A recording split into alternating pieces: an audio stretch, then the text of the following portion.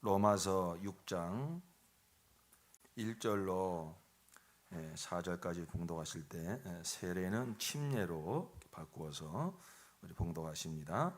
그러면 우리가 무엇이라고 말을 해야 하겠습니까? 은혜를 더하게 하려고 여전히 죄 가운데 머물러 있어야 하겠습니까? 그럴 수 없습니다. 우리는 죄에는 죽은 사람인데 어떻게 죄 가운데서 그대로 살 수 있겠습니까?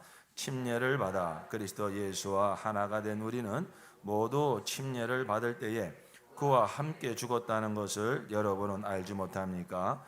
그러므로 우리는 침례를 통하여 그의 죽으심과 연합함으로써 그와 함께 묻혔던 것입니다. 그것은 그리스도께서 아버지의 영광으로 말미암아 죽은 사람들 가운데서 살아나신 것과 같이 우리도 또한 새 생명 안에서 살아가기 위함입니다. 아멘. 할렐루야. 우리 주님 사망 권세를 이기시고 부활하셨습니다. 네. 우리도 부활할 것입니다. 예수 부활, 내 부활입니다. 우리 옆에 계신 성도님께 우리 부활 축복합시다. 우리 주님 부활하셨습니다. 예수 부활, 내 부활입니다. 예수 부활, 형제님의 부활입니다. 할렐루야. 우리 하나님은 사랑이십니다. 독생자를 내어주셔서 날 대신하여 죄와 사망을 사무사 십자가에 달려 죽게 하시고 죄와 그 사망을 이기시고 3일 만에 부활하신 예수의 그 의와 생명이 믿음으로 나의 의와 생명이 되게 하신 사랑입니다. 나의 죄와 사망은 예수에게 옮기시고 예수가 이루신 의와 생명은 믿음으로 우리에게 가지게 하신 사랑, 그것이 바로 하나님의 사랑, 우리 주 예수님의 십자가의 사랑입니다. 하나님 말씀을 잘 들어보십시오. 고린도후서 5장 21절, 하나님이 죄를 알지도 못하신 자로 우리를 대신하여 죄를 삼으신 것은 우리로 하여금 저희 안에서 하나님의 의가 되게 하려 하심이니라. 로마서 4장 25절, 예수는 우리의 범죄 때문에 죽임을 당하셨고 우리를 의롭게 하시려고 살아나셨습니다. 히브리서 2장 14절, 자녀들은 혈육에 함께 속하였음에 그도 또한 한 모양으로 혈육에 함께 속하심은 사망으로 말미암아 사망의 세력을 잡은 자 곧 마귀를 없이 하시며 또 죽기를 무서워함으로 일생에 매여 종노릇하는 모든 자들을 놓아주려 하심이니. 로마서 5장 17절, 한 사람의 범죄를 인하여 사망이 그 한 사람으로 말미암아 왕노릇하였은즉 더욱 은혜와 의의 선물을 넘치게 받는 자들이 한 분 예수 그리스도로 말미암아 생명 안에서 왕노릇하리로다. 고린도전서 15장 45절, 성경에 첫사람 아담은 산 영이 되었다고 기록한 바와 같이 마지막 아담은 생명을 주시는 영이 되셨습니다. 오늘 본문 로마서 6장 4절은 함께 봉독합시다. 로마서 6장 4절, 그러므로 우리는 침례를 통하여 그의 죽으심과 연합함으로써 그와 함께 묻혔던 것입니다. 그것은 그리스도께서 아버지의 영광으로 말미암아 죽은 사람들 가운데서 살아나신 것과 같이 우리도 또한 새 생명 안에서 살아가기 위함입니다. 어디 안에서 살아가기 위함입니다? 새 생명. 이 새 생명이 바로 부활 생명, 예수 생명입니다. 이 위대한 하나님의 사랑이 일어난 사건이 바로 십자가와 부활 사건입니다. 이는 역사 가운데 실제로 일어난 사건입니다. 동시에 영적인 사건입니다. 그래서 시공간을 초월하여 믿는 모든 자들에게 늘 현재적으로 일어나는 놀라운 사건이죠. 이것은 우리가 이 세상을 살아가는 동안 가장 나에게 축복된 사건이요, 가장 실제적인 사건이 되어지는 것이죠. 나를 대신하여 예수께서 십자가에 달려 죽으시니 거기서 흘리신 그 예수의 피가 내 모든 죄를 사하셨고 그 예수의 죽음이 나의 죽음이 되는 것이죠. 그리고 그는 3일 만에 부활하시니 그를 믿는 모든 자에게 그 부활 생명, 새 생명, 예수 생명으로 거듭나게 하시고 그 새 생명, 예수 생명, 부활 생명으로 날마다 점점 더 충만하게 살아가게 하셨습니다. 우리 주 예수님 부활하셨습니다. 우리도 부활할 것입니다. 좀 더 정확하게 얘기하면 우리는 이미 부활했습니다.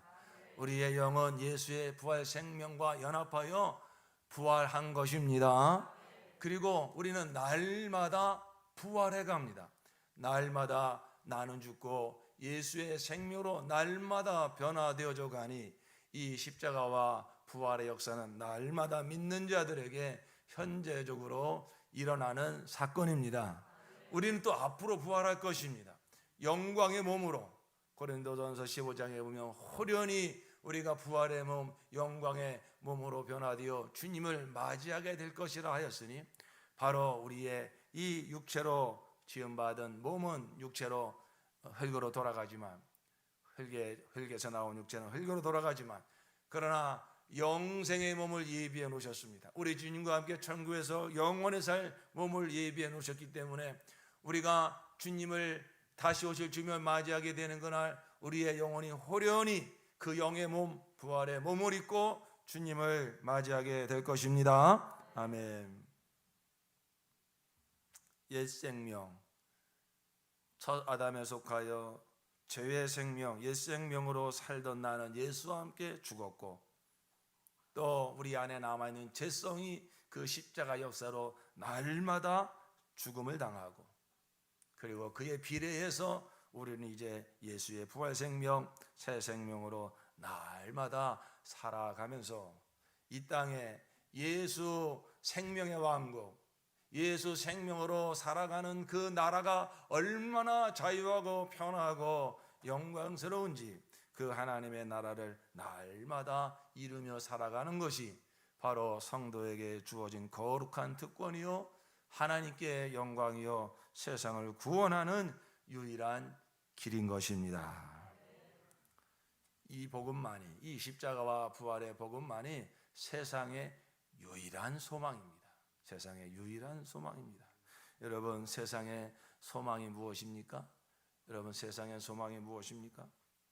세상엔 소망이 없습니다. 왜냐하면 세상이 어떤 문화 문명을 일으키고 정치, 경제, 사회, 교육 여러 가지 방면으로 세상을 좀 더 개선하고 세상을 살만한 곳으로 만들어 보려고 하고 평화를 이루어 보려고 얼마나 노력들을 합니까? 그러나 인류 역사가 증명하듯이 보이는 것은 뭔가 좀 더 편리해지고 뭔가 발전되어진 것 같지만 근본적인 것은 하나도 변한 것이 없습니다. 사람은 하나도 변한 것이 없습니다. 아니 점점 더 어떻게 보면 악해져 가고 있는 것입니다. 진정한 발전은, 진정한 변화는 먹고 있고 마시는 이 보이는 어떤 물질적인 것에 있는 것이 아니라 사람이 변해야 되는 것입니다. 사람이 변해야 이게 진짜 변한 것입니다.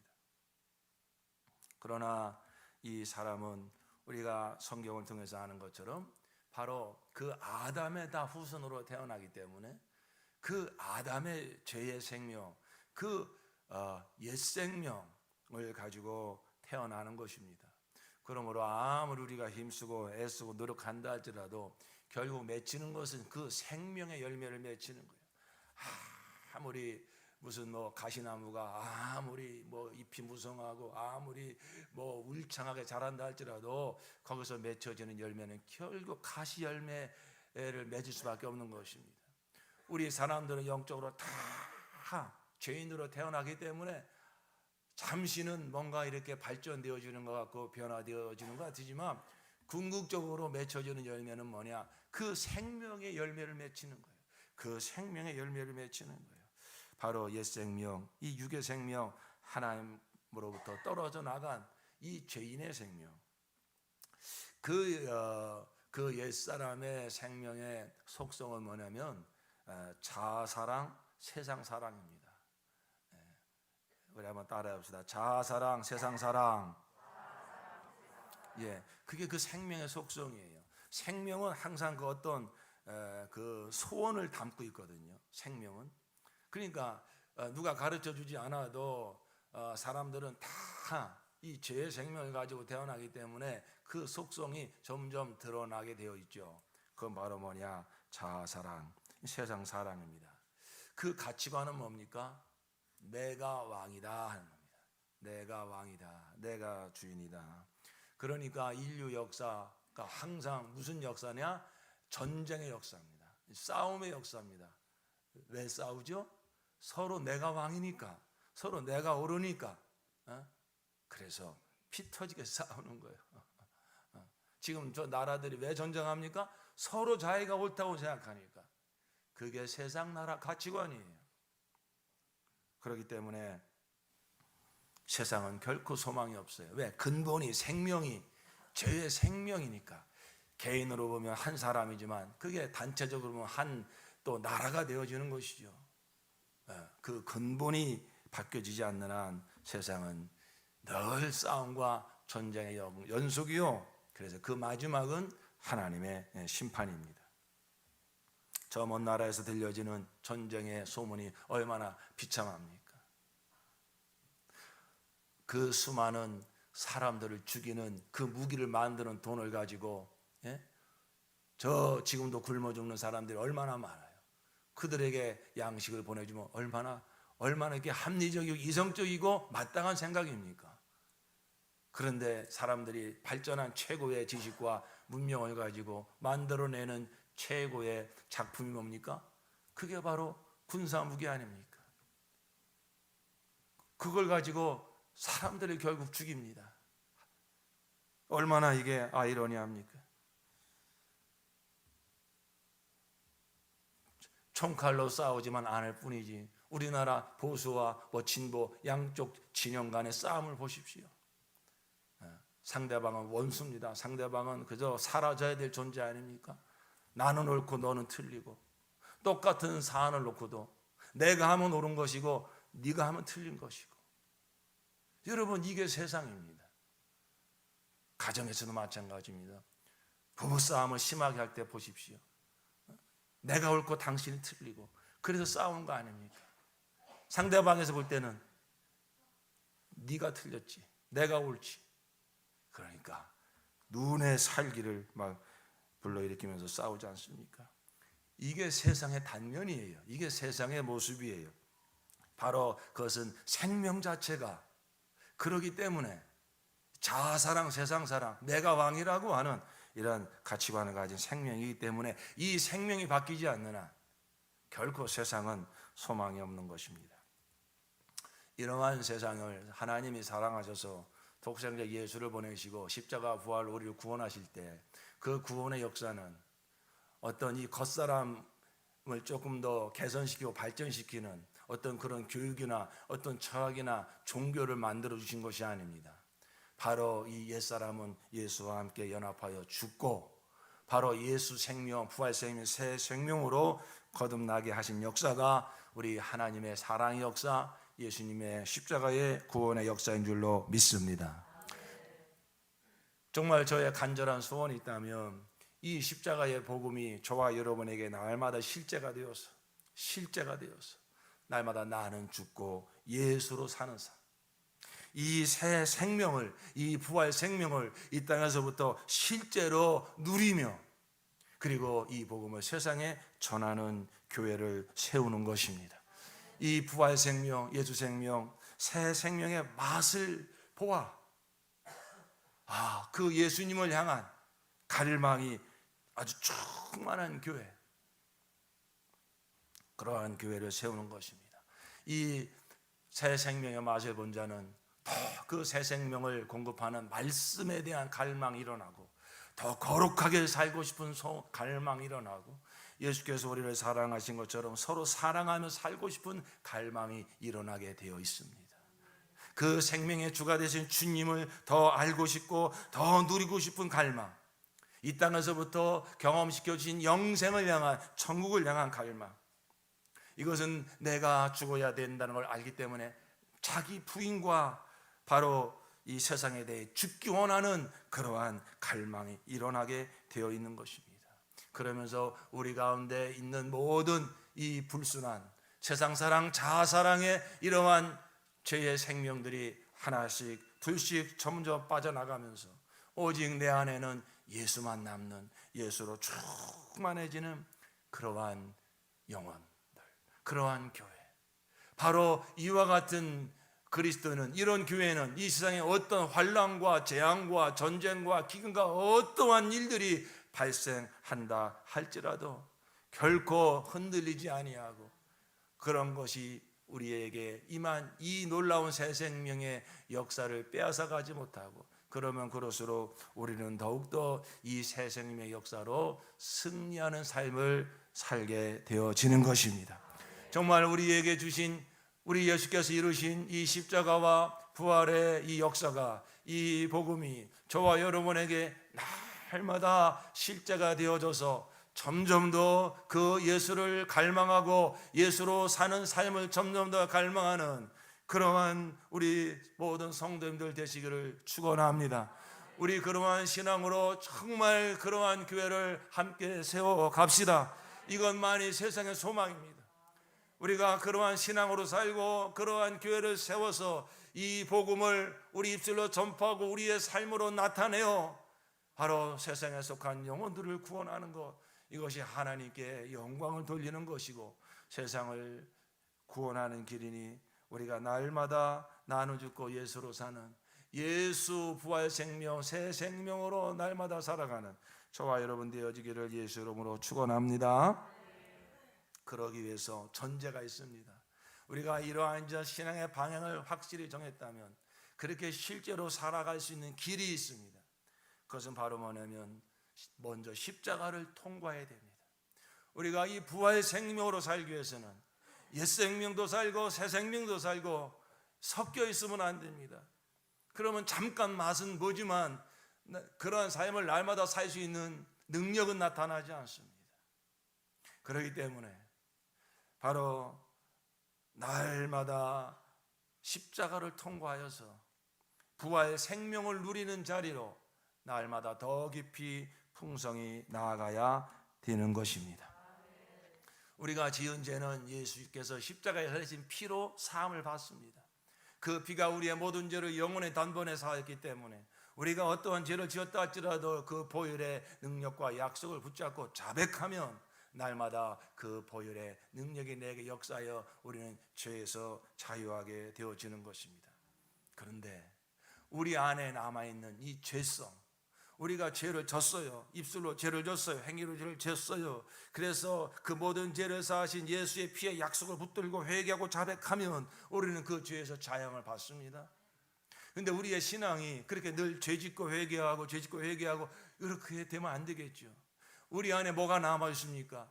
그 죄를 짓고자 하는, 그 죄를 향한 그 죄성이 남아 있다 이것입니다. 그 옛 생명의 잔재가 남아 있다 이것입니다. 이것은 무엇으로 해결되어지는 것이냐? 십자가로 해결되어지는 것입니다. 그건 십자가로. 그래서 예수님의 십자가의 죽음은 역사적으로 2000년 전에 골고다 언덕에서 한번 일어났지만, 그러나 그것은 영적인 사건이기 때문에 내가 예수를 영접하는 순간에 예수와 함께 나는 죽었지만, 그러나 그 십자가의 역사는 날마다, 현재적으로 날마다 내게 반복적으로 일어나서 내 안에 남아있는, 뿌리는 끊어졌지만 내 안에 남아있는 이 죄성, 이 옛사람의 속성이 날마다 처리되어지고, 그리고 예수님과 완전한 연합되어지는 자리까지, 부활 생명을 누리는 자리까지 날마다 나아가야 되는 것입니다. 십자가는 날마다 우리 가운데 반복적으로 역사되어져야 됩니다. 그래서 우리가 이렇게 십자가를 통과하여 부활 생명을 누리는 자리로 나아가는 우리의 신앙을 하나의 좀 그림처럼 볼 수 있기를 원하는데, 그것이 바로 출애굽에서 가나안까지의 그러한 신앙입니다. 그래서 이스라엘 백성이 출애굽해서 광야를 통과하여 가나안에 들어가는 것은 역사적으로 분명히 일어난 사건인데 이것은 우리 개인 신앙에 적용할 수가 있는 것입니다. 이것은 내 개인의 신앙과 아주 유사한 것입니다. 그렇기 때문에 나의 신앙이 지금 애굽에 머무르고 있는 신앙인가, 지금 광야를 통과하고 있는 신앙인가, 아니면 가나안에 들어가서 예수와 연합하여 예수를 누리는 신앙인가, 정말 새 생명의 부활 생명을 누리는 그런 신앙인가. 물론 이것은 이렇게 무 자르듯이 딱딱 끊어지는 것은 아닙니다. 함께 늘 공존해 갑니다. 그런데 중심축이 어디 있냐가 중요한 것입니다. 내 신앙의 중심축이 애굽에 있는가, 광야에 있는가, 가나안에 있는가. 그럼으로써 우리의 이 신앙의 중심축이 정말 애굽에서 광야로, 광야에서 가나안으로 들어가서 그 가나안의 신앙이라는 것은 예수와 연합하여서 예수의 그 새 생명, 부활 생명을 누리는 신앙을 말하는 것이죠. 그러면 애굽 신앙이라는 게 무엇일까? 이것은 어찌 보면은 이 몸의 수준에서 하나님을 경험하는 그 수준입니다. 어린아이 수준입니다. 성서로 따지자면 바깥들에서 하나님을 만나는 그러한 신앙입니다. 여러분, 요셉에 의해서 그 70명의 이스라엘 백성들이 가나안에 들어가죠. 그래서 거기서 애굽 왕의 환대를 받고 아주 고센 땅이라는 가장 비옥한 땅을 이렇게 또 그 왕이 허락해줘서 거기서 얼마나 그들이 아주 부유하고 행복하게 살아갑니까? 그러니까 이 애굽의 신앙이라고 하는 것은 이런 어떤 정말로 하나님이 나에게 복을 주시는구나, 하나님이 내 병도 다 고쳐주시는구나, 야, 하나님이 내 만사를 형통케 해주시는구나, 하나님은 그런 복을 주시거든요. 그렇게 하나님을 처음 믿을 때 그러한 경험을 주셔서 하나님이 살아계시고 하나님 나를 사랑하시는구나 하는 것을 하나님이 경험시켜 주십니다. 그런데 그 자리에 머물러 있으면 안 된다는 거죠. 이러한 복과 풍성함, 형통을 좋아하는 많은 사람들이 본능적으로 따르는 신앙입니다. 참 불행하지만 오늘날 많은 그리스도인들이 다 바라는 신앙, 머물러 있는 신앙의 자리입니다. 그런데 이 신앙의 문제는 무엇입니까? 내 안에 남아있는 죄성이 해결되지 않는 신앙입니다. 이 물질적인 복의 한계에 부딪혀서 더 이상 발전해 가지를 못하는 것입니다. 주님이 정말로 원하시는 것은, 주님이 독생자 예수를 보내셔서 십자가 부활의 놀라운 사건을 일으키는 것은 이 세상에서 잘 먹고 잘 살라는 게 목적지가 아닙니다.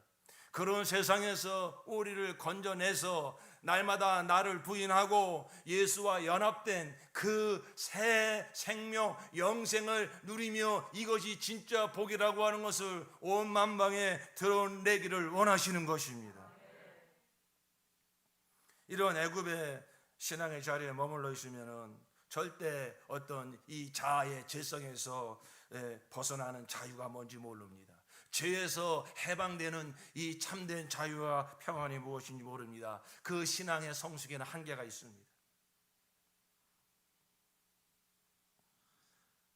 이 신앙에 익숙해져 버리면은 여기서 벗어나려고 하질 않습니다. 그냥 이게 좋은데 뭐 애굽에서 벗어날 생각을 하지 않습니다.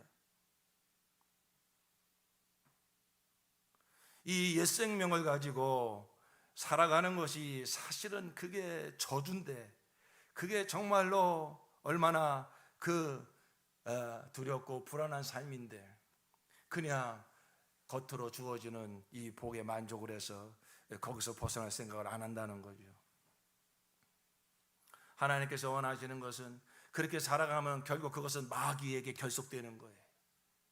그걸 깨뜨리고 이제 옛사람을 무너뜨리고 영원한 생명을 주시려는 것이 하나님의 의도인 줄 모르고, 그래서 처음에는 요셉이 들어갔을 때 애굽 왕이 환대를 했지만은 어느 한 400년이 지나고 나니까 어떻게 됐습니까? 그들이 고통을 받습니다. 그게 바로 하나님의 의도입니다. 바로 저와 여러분이 예수를 믿고 모든 것이 만사 형통인 줄 알았는데 언젠가부터 먹고 사는 문제도 힘들고 인간관계도 힘들어지고 자식도 속 쏘이고 사업도 막 부도가 나고 그런 일들을 하나님이 허락하십니다. 왜냐하면 그게 진짜 복이 아니기 때문에, 내가 진짜 주려고 하는 복은 가나안 복이기 때문에, 바로 그 자리로 우리를 이끌어 가시고자 이 세상에 대해서, 사람에 대해서 뭔가 이제 배신도 당하고 아픔도 당하고 고통도 당하게 하시는 거죠. 근데 하나님의 뜻을 모르면 여기 이런 자리에서 벗어나기 싫다고, 빨리 내 문제 해결해 달라고, 빨리 물질의 문제 해결해 달라고, 빨리 이 인간관계에서 더 이상 내가 이렇게 소외당하지 않게 해달라고, 그것만을 구하게 된다 이것이죠. 그런 단계가 다 거쳐야 돼요. 그 자체가 뭐 잘못됐다는 게 아니라 그렇게 시작을 하는 거예요. 그러나 우리가 하나님이 우리에게 독생자 예수를 주셔서 우리에게 주시고자 하는 진정한 복이 무엇인지 안다면 빨리 그 과정을 통과해 가야 된다는 것이죠. 우리의 신앙이 이 애굽의 신앙에 얼마나 깊이 속해 있는가는 우리가 테스트할 수 있는 게 있어요. 뭐냐면은 나를 향한 비난에 대해서 어떻게 반응하는가를 보면 알 수 있습니다.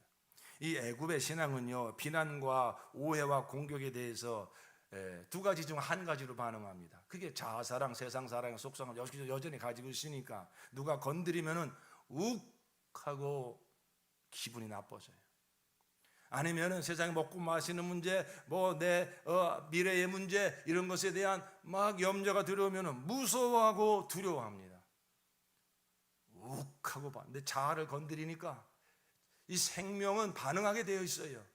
지렁이도 밟으면 꿈틀거린다고 그러잖아요.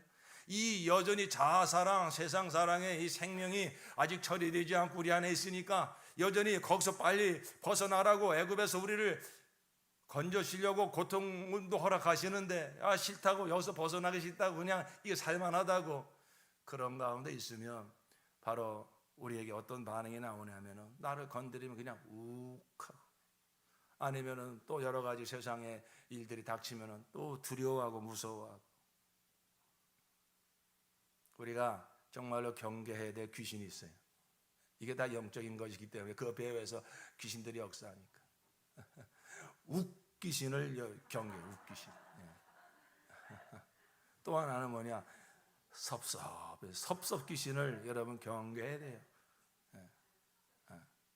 욱하고 올라올 때 그 참지 않고 다 내뱉으면요, 그 순간은 속 시원할지 모르지만 그거 다 마귀한테 지는 겁니다. 다 지옥을 끌어당기는 것입니다. 욱하고 올라오는 거예요. 또 갑자기 싸늘해지면서 섭섭해지고 서운해지고, 누구도 나를 알아주지 않네, 나를 뭘로 보고 그러는 거야. 그게 다 뭐예요? 그게 다 마귀한테 지는 거예요. 그게 다 지옥의 영을 끌어당기는 거예요. 근데 아까도 말씀드렸지만 이게 다 사실 혼재해 있어요. 애굽의 신앙, 광야의 신앙, 가나안의 신앙이 있어요. 그런데 중심축이 어디 있느냐는 문제예요. 그냥 조그만 일에 대해서도 그냥 섭섭하고 그냥 따지고 싶고 막 대들고 싶고, 그게 너무 강하다면 내 신앙의 자리가 애굽의 자리에 있다고 하는 얘기예요. 그러니까 거기서 빨리 우리가 벗어나야 되는 거죠. 우리가 무슨 귀신 조심하자고요? 웃귀신, 또 하나 섭섭귀신. 그게 다 내 안에 이 자아가, 이 세상에 여전히 내 안에서 강력하게 살아있다는 증거예요.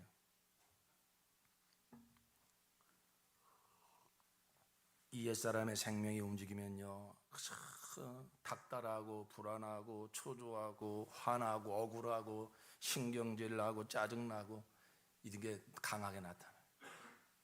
이게 곧 옛 생명입니다. 저 서운함을 잘 타는 거, 마음이 잘 상하고 한번 상하면 그냥 오래 가고 그러는 거, 이게 다 뭐죠? 이게 다 옛 생명의 특징이에요. 그게 자아의 생명이 강하다는 증거예요. 그리고 거기서 하나님이 이렇게 끌어내기를 원하시는데 거기서 나가기 싫어하니까 그런 그냥 비굴한 걸 못 참고 열받고 마음 상하게 되고 하는 것이죠. 여러분, 진정한 불행과 저주는 내가 원하는 대로 안 되고 가난하고 힘들고 그게 불행과 저주가 아니에요. 진짜 불행과 진짜 저주가 뭔지 압니까? 누군가 나를 건드리면 그걸 못 참고 기분이 확 나빠지는 거. 어떤 사건이 생기면 어떻게 할까 조마조마하고 막 가슴이 뛰고 막 두려워지는 거. 그게 불행이에요. 그게 저주예요. 그게 애굽의 자리예요.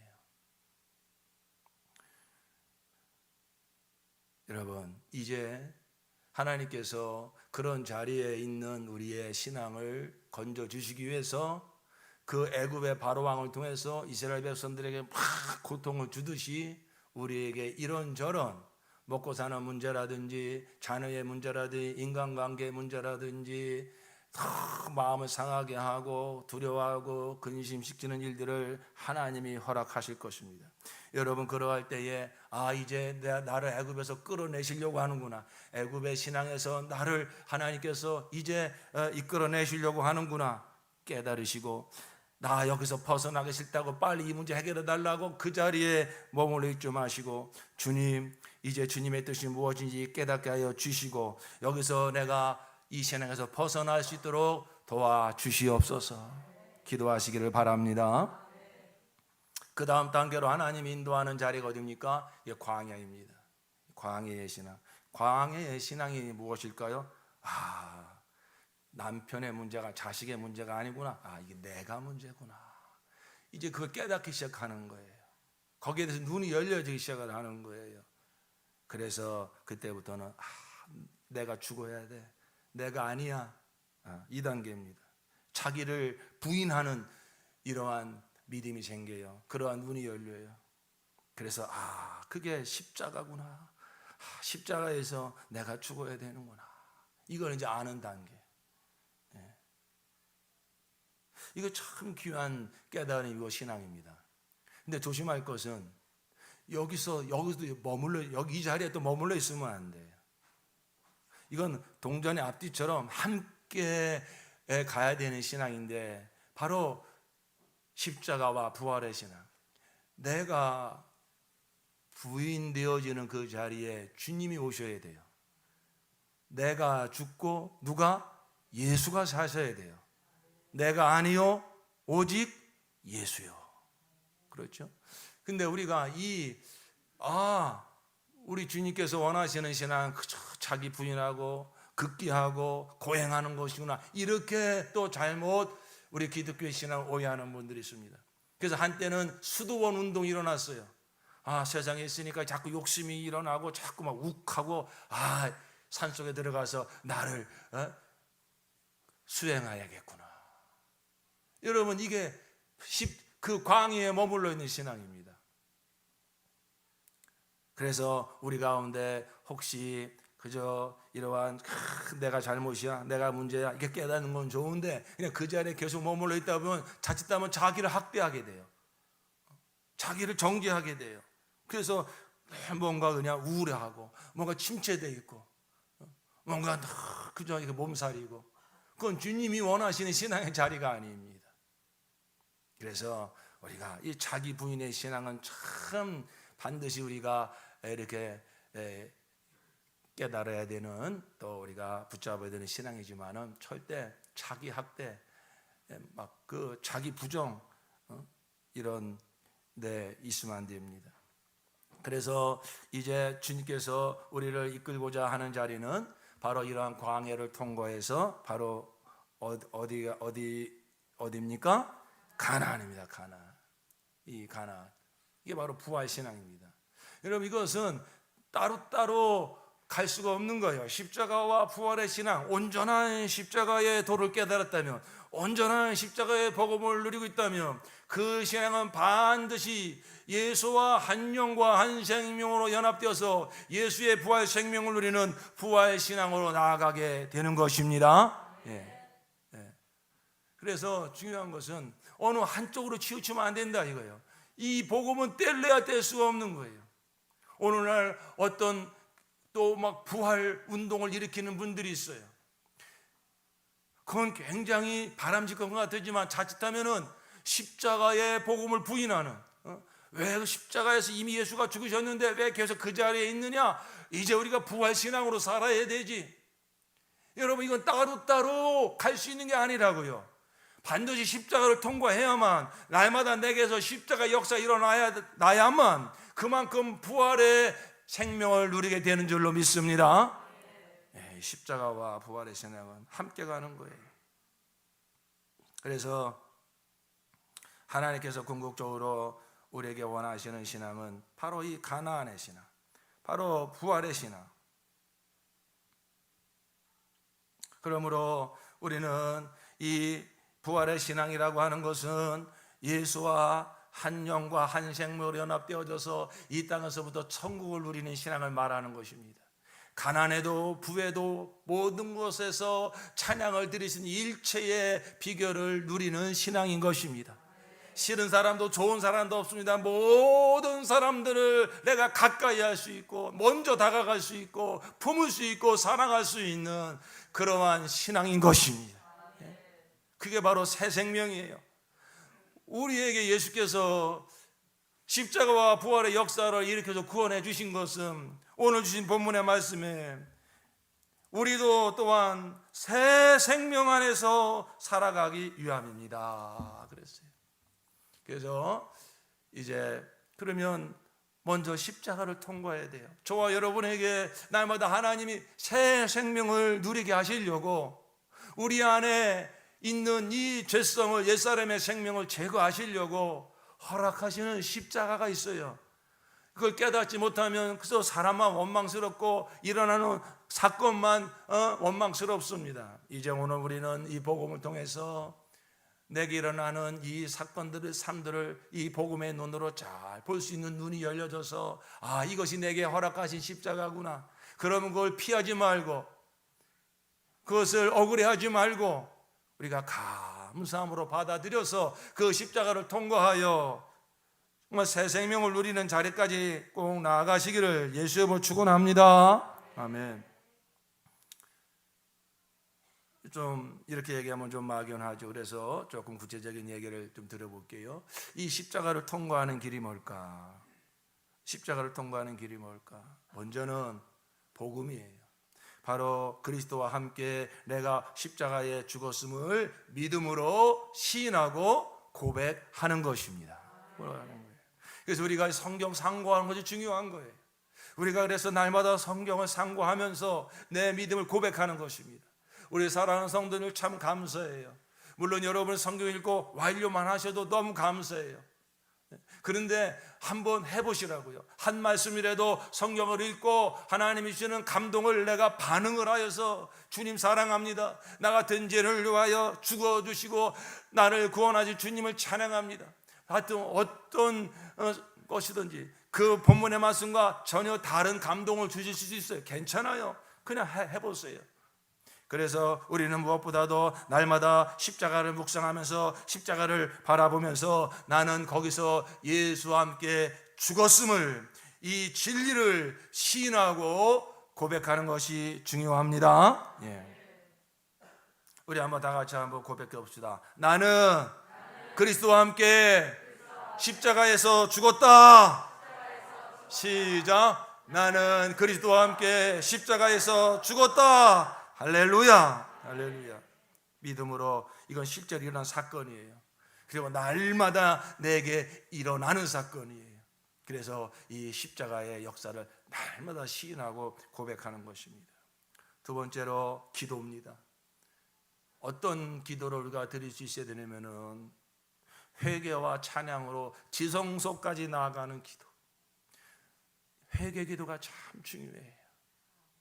그래서 우리가 날마다 십자가를 통과하여 부활 생명을 누리는 자리로 가려면 예수님이 옛사람을 처리한 십자가를 묵상하면서 이 십자가의 복음을 날마다 선포하고, 그럼에도 불구하고 우리 가운데 쓰러지고 넘어지고 내 죄성이 드러난 일들이 많이 생기지 않습니까? 그럴 때 우리는 날마다 무릎을 꿇고 정말 내가 잘못했습니다, 이 죄를 용서하여 주시옵소서 회개하고 그 모든 죄를 사하여 주신 예수의 보혈을 찬양하면서, 그리고 어디까지?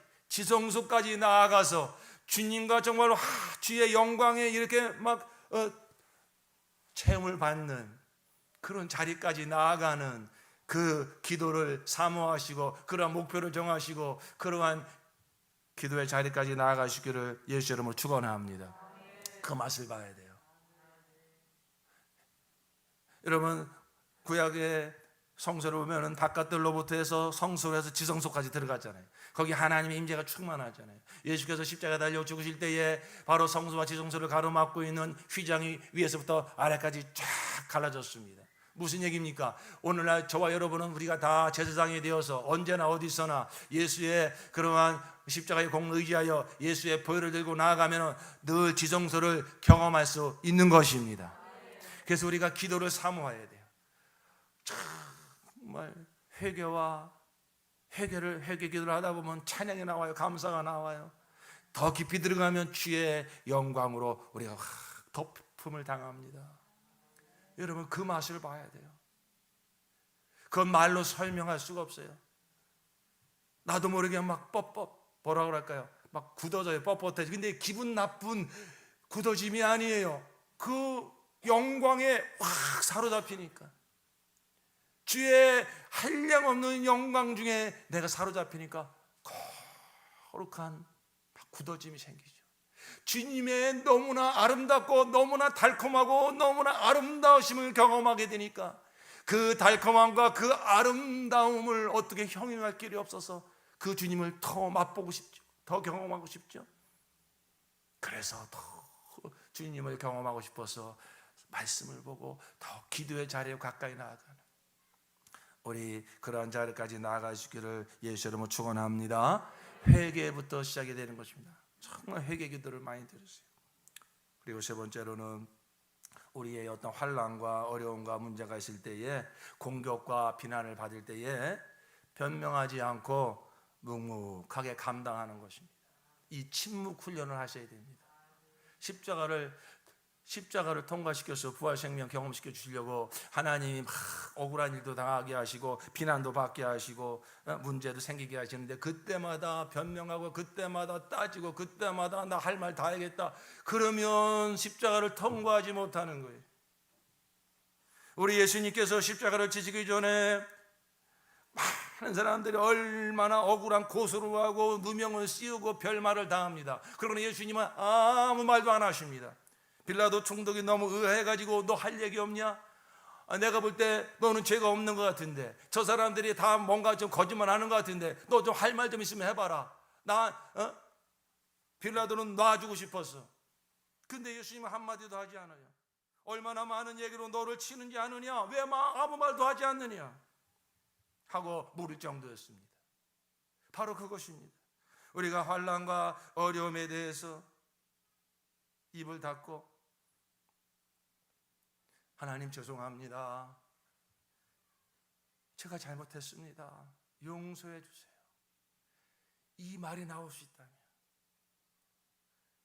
아무리 생각해봐도 저건 남편이 잘못한 것이고 저건 어떤 형제가 잘못한 것이고 막 따지고 싶은데 근데 우리가 이게 바로 내게 주신 십자가구나.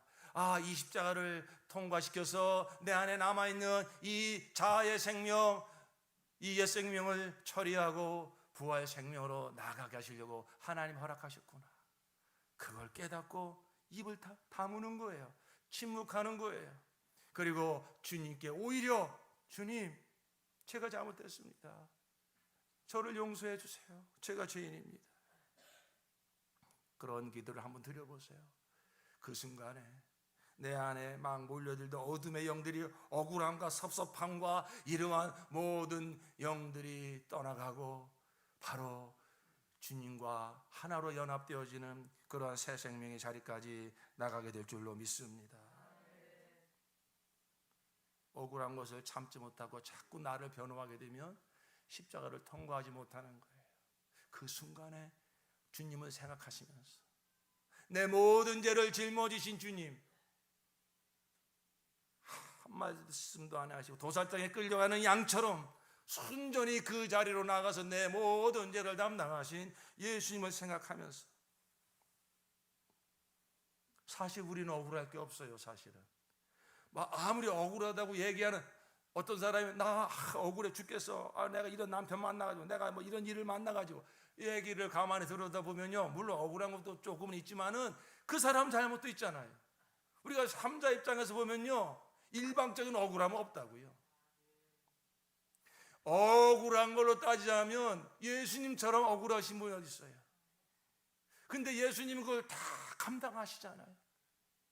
바로 우리가 주께서 원하신 거 그거예요. 바로 그것이 너에게 준 십자가야. 그 십자가를 통과시키려고 허락한 거야. 꼭 기억하셔서 바로 결국은 이러한 억울한 일이 생기고 이러한 고통이 생기는 것, 이거 십자가를 통과시키려고 하시는 것이고, 거기에는 내 책임도 있어. 거기에는 내가 잘못한 거 있어. 그러니까 그것만을 보고, 하나님, 제가 잘못했습니다. 제가 죄인입니다. 저를 용서해 주세요. 여러분, 믿음으로 막 이렇게 마음으로 이게 발동이 안 된다 할지라도 우리가 이제 말씀을 들었으니까 이게 새 생명의 자리로 나가는 이 통과해야 되는 관문이라는 것을 꼭 기억하셔서 세 마디의 기도를 해보세요. 한번 따라해 보십시다. 하나님, 죄송합니다. 저는 죄인입니다. 저를 용서해 주세요. 그때 그 기도를 드릴 수 있어야 돼요. 네 번째로, 권면과 징계를 기쁘게 받아들이는 것입니다. 여러분, 오늘날 우리 사람들이 변화되지 않는, 또 성도들이 신앙이 성장하지 않는 큰 이유 중에 하나가 뭐냐면은 징계가 없어서 그래요. 오늘날 징계가 사라져, 권면이 사라졌어요. 오늘날 부모도 자식한테 제대로 권면을 못하는 세상이 됐어요. 오늘날 직장의 상사도 부하들한테 뭐라고 제대로 권면을 못하는 세상이 됐어요. 오늘날 교회 안에서도 교회 인도자들이 그 맡긴 영혼들에게 제대로 권면과 징계를 못하는 세상이 됐어요. 왜? 너무 자아의 생명이 강하니까. 그거 건드렸다가는 막 뒤집어지고 막 뛰쳐나가고 말이 대적하고. 그러니까 성장이 없어요. 모습만 있을 뿐이지 진정한 성장이 없어요. 저도 그 죄인 중에 하나입니다. 저도 목회를 하다 보니까 막 너무 그런 일을 이렇게 경험하다 보니까 제가 더 기도하고 더 사랑으로 권면하지 못한 책임도 있어요.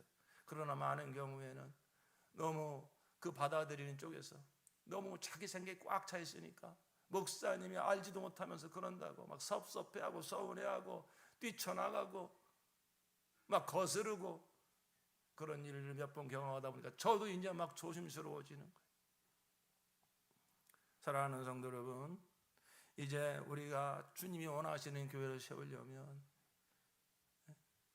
제가 여러분 한 사람 한 사람 다 그렇게 권면하고 조언하지 징계하지 못한다 할지라도 하나님의 말씀을 들을 때에 그 말씀이 정말 내 마음을 아프게 하고 찌르고 뭔가 나를 막 공격하는 것 같고 그렇게 들려질 때에 그때가 바로 내가 깨어지고 십자가를 통과할 수 있는 기회라는 걸 깨달으셔서 바로 그 말씀을 하나님의 징계와 하나님의 권면으로 받아들이시기를 예수님으로 축원합니다.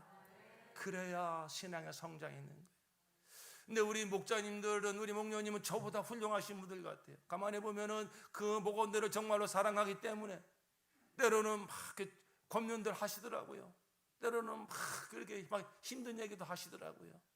여러분, 이제 오늘 우리가 이런 말씀을 깨달았으니 여러분의 영혼의 인도자들이, 우리 목자님들이 여러분에게 정말로 사랑하는 형제요 자매요, 그건 하나님의 뜻이 아닙니다. 조언을 때로는 막 강력하게 여러분 권면할 때에 그것을 거부하고 뛰쳐나가면 십자가를 통과하지 못하는 거예요. 여러분, 그러한 일이실 때 여러분이 정말 이것이 십자가를 통과시키려고 하는 하나님의 이러한 사랑의 섭리임을 깨닫고 그것을 기쁘게 받아들이는 성숙한 우리 성도들 되시기를 예수님으로 축원합니다. 하나님은요, 우리를 변화시키시려고 때로는 불신자 남편을 통해서도 때로는 권면하신다고요. 하나님이 알아듣지 못하니까 나귀를 통해서도 말씀하잖아요. 너희가 찬양하지 않으면 저 돌멩이들로 찬양하겠다고 말씀하잖아요. 그러니까 하나님은 정말로 우리를 사랑하셔서 우리를 변화시키시려고 때로는 자녀들을 통해서도 때로는 우리에게 말씀하시기도 하고요, 직장 동료들을 통해서 말씀하기도 하고요. 그래서 여러분이 막 기분 나쁘고 막 아니 니까 짓게 뭘 한다고 나한테 그런 소리를 해 라는 일이 생길 때에 한 번 더 생각해 보십시오. 그것이 하나님의 권면이 아닌가, 하나님의 징계가 아닌가. 하나님의 사람들에게 우연이란 없습니다. 그렇기 때문에 그런 일이 생길 때에 다 시시비비가 가리고 따지려고 하지 마시고 하나님의 권면과 징계로 기쁘게 받아들이시기를 예수 이름으로 축원합니다. 여러분, 그래서 결론적으로 바로 십자가를 통과하여 부활 생명의 자리로 우리를 이끄시기 위해서 우리 삶 가운데 하나님이 지금까지도 역사하셨고, 오늘 우리가 말씀을 들었으니 그러한 눈을 가지고 바라다 볼 때에 많이 보일 것입니다. 내게 허락하신 십자가, 그 십자가를 우리가 이제 깨달았다면 그 십자가의 역사에 우리가 감사하고 동의해야 하는 것입니다. 하나님이 인격적인 분이시기 때문에요, 우리가 그 깨닫지 못해서 또는 깨달았어도 그걸 그냥 감당하기 싫어서 막 뿌리치고 도망다니고 피하면 하나님이 억지로 십자가를 씌우지 않습니다. 이제 우리가 그래서 복음을 듣고 깨닫는 게 중요하고, 아, 이것이 내게 정말로 축복이구나 깨달았다면 저와 여러분에게 어떤 그 하나님이 허락하신 십자가가 보일 때에 그것을 감사하고 내가 받아들이겠습니다 동의하시기를 예수 이름으로 축원합니다. 그래야 하나님이 역사하시는 거예요. 바로 이 내 안에 남아있는 옛 생명을 죽이고 새 생명의 삶을 살게 하시려고 하나님이 허락하신 십자가인데, 자꾸 그것 때문에 나 힘들다고 사람들한테 위로받으려고 하고 나 상처받았다고 그 치료해 달라고 그러시면 안 돼요. 하나님이 허락하신 십자가는 언제 통과가 되냐면 그걸 내가 감사함으로 받아들일 때, 마음은 힘들겠지만은 정말 내 믿음으로 하나님 이제 나를 축복하시려고 허락하신 십자가인 줄 내가 믿습니다. 내가 감사하게 받아들이겠습니다. 하나님의 이 선하신 섭리에 내가 동의합니다. 하나님 역사하여 주시옵소서. 그래야 십자가를 통과하는 거예요. 그래서 나는 하나님의 십자가 역사에 동의합니다. 나는 죽었습니다. 나를 십자가에 넘깁니다. 나는 그리스도와 함께 십자가에 못 박혔습니다. 나 옛사람은 죽었습니다. 이렇게 동의하고 시인하고 선언해야 하는 것입니다. 야곱이 자기의 꾀를 가지고 살 때 많은 어려움이 계속 생기죠. 계속 피합니다. 계속 자기 방식으로 해결하려고 합니다. 그런데 하나님의 섭리를 깨달으면서 하나씩 둘씩 내려놓고 주님께 맡길 때에 바로 그 하나님의 그 복된 자리로 점점 나아가게 된 것처럼, 바로 우리에게 허락하신 이 십자가를 하나씩 깨닫고 이제 거부하거나 회피하거나 도망가지 말고, 주님 감사합니다. 주님, 나를 변화시키기 위해서 하나님이 허락하신 이 십자가 감사합니다. 그리고 상대방의 어떤 그 연약함과 부족함과 또는 악함과 뭐 여러 가지 이기적인 모습들 보일 때에 그걸 판단하지 말고, 주님 죄송합니다, 용서해 주세요, 저의 잘못입니다. 여러분이 막 따지고 싶고 욱하고 그런 일이 일어날 때마다 우리 한번 그렇게 반응해 보세요. 뉴스를 보면서 막 대통령이 잘못한 일을 생겨도 대통령이 이래서 문제야 그러지 마시고, 하나님 잘못했습니다, 저를 용서해 주세요. 대통령이 잘못을 한 걸 봐도 내가 잘못했다고 나를 용서해달라고 기도하시고, 남편이 자식이 속을 썩이고 잘못했을 때에 그거 따지지 말고, 하나님 제가 잘못했습니다. 제가 더 기도하지 못했습니다. 제가 더 사랑으로 품지 못했습니다. 제가 더 온유함으로 대하지 못했습니다. 주님 저를 용서해 주세요. 그게 바로 십자가의 역사에 감사와 동의로 참여하게 되는 거예요. 끊임없이 반복해 보세요. 죄송합니다. 저의 잘못입니다. 죄송합니다. 저의 잘못입니다. 부끄러운 고백이지만 몇 번 말씀드리기 때문에 한때 우리 사모님하고 관계가 막 안 좋을 때 제 안에 얼마나 악한 생각이 들었는지 몰라요. 아휴, 왜 내가 저런 사모를 만나가지고 내가 모래주머니를 찬 것 같구나. 막 혼자 뛰어도 목회를 잘할까 못할까. 근데 왜 이런 모래자리가 주머니가 달려가지고 달리지도 못하고 막 이런 생각까지 드는 거예요. 그런데 하나님께서 점점 더 이러한 복음으로 저를 깨달음을 주시고 이런 일 저런 일을 통해서 깨달음을 주세요. 사모님뿐만 아니라 제가 이렇게 막 힘들어지니까 성도님들도 막 피하고 싶어요. 주일날 돌아오는 게 막 두려워요. 또 이 성도들 만나서 또 내가 어떻게 얼굴을 보고 예배를 인도하지? 막 그런 생각이 드는 거예요.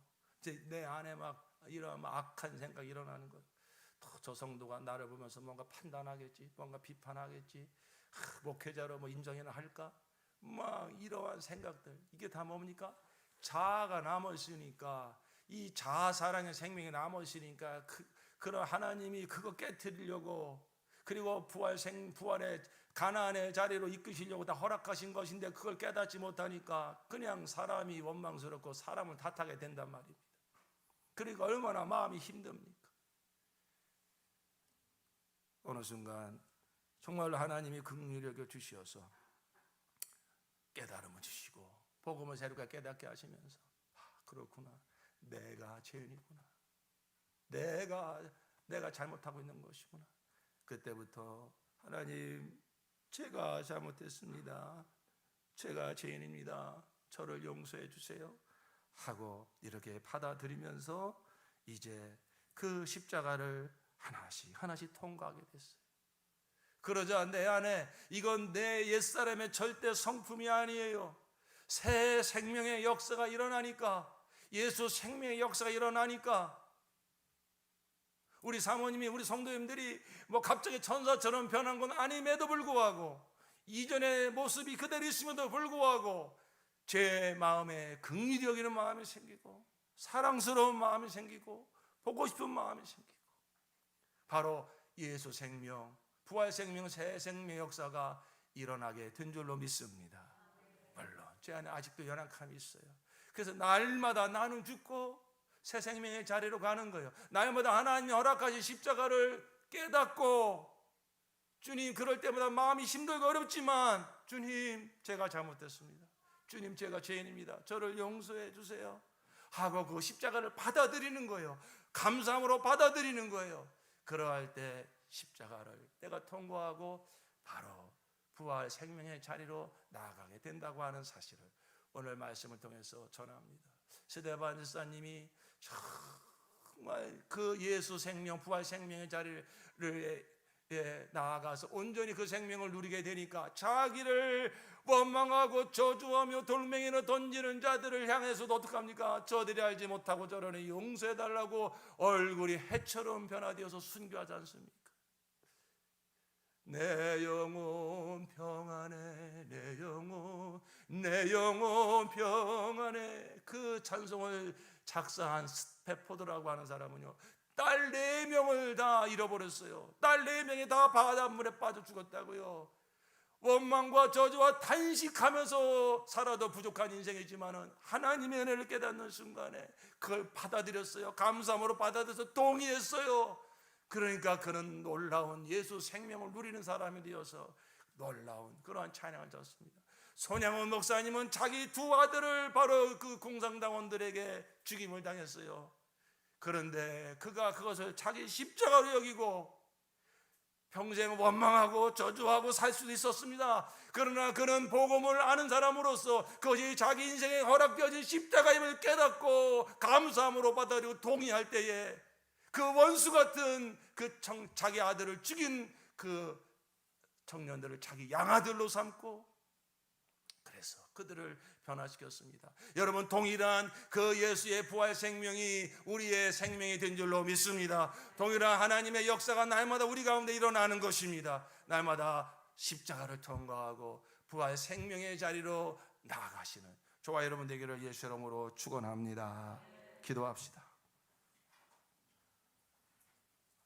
그렇습니다.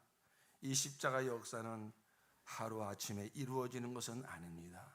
그러나 깨달았다면 계속 반복되어지면서 정말 나는 죽고 예수로 사는 날마다 십자가를 통과하는 우리 신앙이 되어질 때에 예수 생명, 부활 생명, 새 생명의 자리로 나아가게 됩니다. 그 삶이 얼마나 놀라운 삶인지 아십니까? 세상 사랑과 자아사랑으로 가득한 옛 생명에서 벗어나서 놀라운 하늘의 영광이 가득한 새 생명, 부활의 생명을 누리게 됩니다. 더 좋은 사람, 더 싫은 사람이 없어집니다. 풍부와 비천의 일체의 비결을 배우게 되고 이 사람도 좋고 저 사람도 좋고 고통도 좋고 축복도 좋고 형통도 좋고 환난도 좋고 사랑받는 것도 좋고 미움받는 것도 좋고 오해받는 것도 행복하고 배신하든 미워하든 이간질하든 상관없이 자유롭고 편안하게 곁에 있을 때는 최선을 다해 사랑하고 떠나가도 여전히 사랑하고 축복하고 이렇게 모든 것에서 자유롭게 살아가는 삶, 그게 바로 가나안의 신앙, 예수와 연합된 신앙, 부활 생명을 누리며 사는 신앙입니다. 우리에게 그러한 삶을 이 땅에서부터 누리며 살게 하시려고 허락하신 십자가를 이제 우리가 감사하고 동의하면서 날마다 예수 생명, 부활 생명, 새 생명을 더 충만히 누리는 저와 여러분 되어지기를 다시 한번 예수 이름으로 축원합니다. 이 시간에 우리 한번 나의 생명 되신 예수 이름 부르면서 주님, 내가 날마다 십자가를 통과하고 부활 생명의 자리로 나아가기를 원합니다. 성령이여 순간순간 깨우쳐 주시고 십자가의 능력으로 역사해 주시고 부활 생명의 자리로 이끌어 주시옵소서. 우리 다 같이 한번 통성으로 기도하시겠습니다. 예수여